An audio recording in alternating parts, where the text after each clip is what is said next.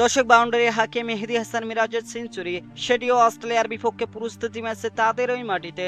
বাকি ব্যাটাররা যেখানে হাবুডুবু খেয়েছেন সেই লাইনাফের বিপক্ষে ব্যাট হাতে মুশফিক তামিমের মতো ব্যাটাররা যেখানে খুলতেই পারেনি তাদের রানের খাতা, শান্ত সাদমান আর মুমিনুলরা যেখানে লম্বা করতে পারেননি নিজেদের ইনিংসটা, সেখানে বোলারদের সঙ্গে জুটি করে টিকে থেকে এক হাতে বাংলাদেশের সম্মানটা বাঁচালেন মেহেদী হাসান মিরাজ।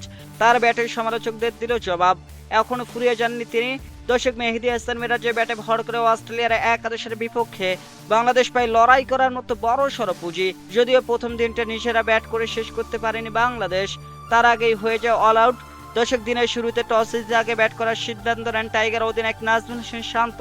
ওপেনার হিসেবে নামেন দুই ব্যাটার সাদমান ইসলাম এবং তানজিদ হাসান তামিম। এদিন রানের খাতাটাই খোলা হয়নি তানজিদ হাসান তামিমের। হেনরি জ্যাক বসের বলে কনস্টাসের হাতে ক্যাচ দিয়ে তামিম ফিরেন ডাক হয়ে ইনিংসের তৃতীয় ওভারেই।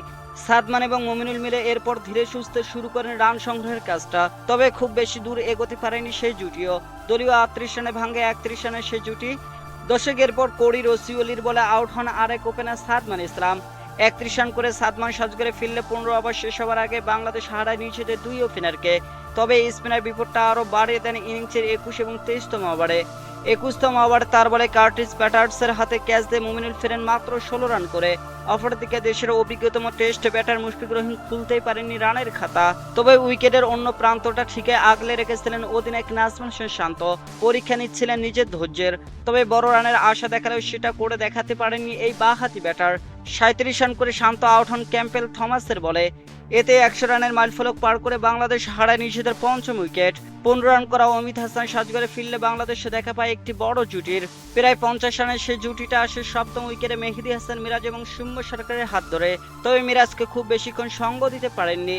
লম্বা সময় পর টেস্ট দলে ডাক পাওয়া সৌম্য সরকার, সেই কোরি রসিউলির বলে সাজগরে ফেরেন এই ব্যাটার। তবে হাল ছাড়েননি মেহেদী হাসান মিরাজ। দর্শক তুলে নেন বাংলাদেশের প্রথম ইনিংসের একমাত্র ব্যক্তিগত 50। জুটি করেন তাইজুল ইসলামের সঙ্গে। তবে নিচের ফাইবারের জন্য মরিয়া হয়ে থাকা কোরি খুব বেশি সময় নেয়নি সেই জুটি ভাঙতে। লেগ বিফোর উইকেটের ফাঁদে ফেলে তাইজুলকে আউট করেন। বাংলাদেশের দলীয় রান তখন 188। দর্শক 4 রান করা হাসান মাহমুদকে ফেরান এই স্পিনার।